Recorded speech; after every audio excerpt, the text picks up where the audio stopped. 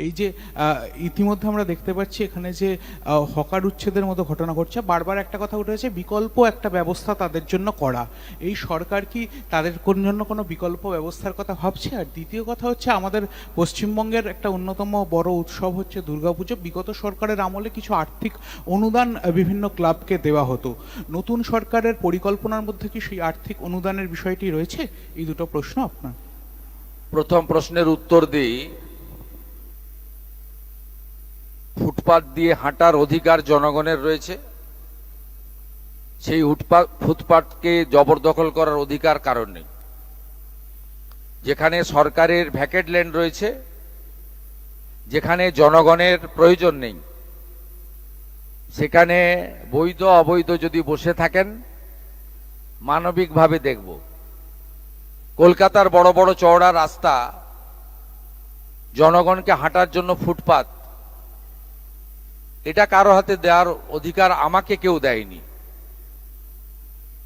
আমাকে public vote দিয়ে জিতিয়েছে, BJP এবং এমএলএরা আমাকে মুখ্যমন্ত্রী বানিয়েছে। আমি জনগণের প্রতি দায়বদ্ধ। আপনার জনগণের স্বার্থ যেখানে যুক্ত রয়েছে, সেই স্বার্থ সর্বাধিক অগ্রাধিকার পাবে। মুষ্টিমেয় কোনো ব্যক্তি বা গোষ্ঠী তার স্বার্থ আমার কাছে অগ্রাধিকার পাবে না। আমরা মানবিক। যেখানে অচল মার্কেট রয়েছে, উদ্বৃত্ত জায়গা রয়েছে, প্রাথমিকভাবে আপনারা সরে যান। ইউডিএমএ ডিপার্টমেন্ট আস্তে আস্তে আপনাদের জন্য সরকারি স্কিম নিয়ে আসবে। হকারদের জন্য ভারত সরকারের শ্রম দপ্তরের স্কিম রয়েছে, তার সুযোগ আপনারা পাবেন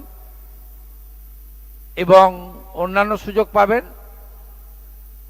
কিন্তু আপনি নিউ মার্কেটের রাস্তাটাই দখল করে নেবেন, মোটরসাইকেলও যেতে পারবে না, রাজাবাজারটা বেহাত হয়ে যাবে। খিদিরপুর মেটিয়াবুরুজে আপনি যা খুশি করবেন, এটার জন্য কিন্তু আমাকে মুখ্যমন্ত্রী করেনি পাবলিক। অতএব আপনার এই প্রশ্নের উত্তর আমি দিয়েছি। আর রিগার্ডিং দুর্গাপুজো, এটা নিয়ে আমি এখনো আলোচনা শুরু করিনি। আলোচনা আমি করব। তথ্য সংস্কৃতি দপ্তরের দায়িত্ব আমার হাতেই আছে, আমার সঙ্গে একজন রাষ্ট্রমন্ত্রী আছেন। আমি এটা সাংস্কৃতিক দপ্তরের মধ্যে পড়ে, আমি নিশ্চয়ই আলাপ আলোচনা করব। আমি একটা কথা শুধু বলবো, ওই সামান্য সরকারি অর্থ যাদের প্রয়োজন নেই, আমার মনে হয় তাদের দেওয়ারও দরকার নেই। আর যারা এই অর্থের জন্য পুজো করতে পারেন না বা পারবেন না, তাদের পাশেই সরকার থাকবে। পুজো হবে, আরো বেশি সংখ্যায় হবে।